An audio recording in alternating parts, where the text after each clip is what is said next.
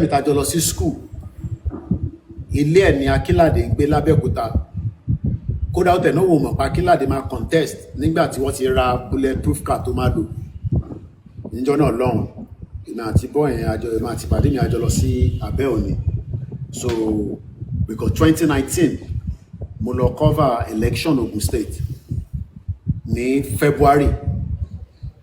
ìgbà tó máa fi the end of 2019 la bẹ̀rẹ̀ Yoruba Nation campaign. I was in Nigeria in 2019 so mo cover presidential election ní Alimosho local government àwa travel lọ sí Ogun State Akínládé ni yes so Akínládé ló ń gbé ìlú bọ̀ gbàgbà ta ló ń bọ̀ yìí lọ́ní gọ́vnà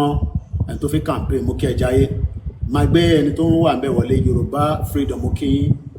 mo kí brother mi náà Prince bàbá wa Ayọ̀délé mo kí so ẹni tó bá fi darapọ̀ mọ́ wa.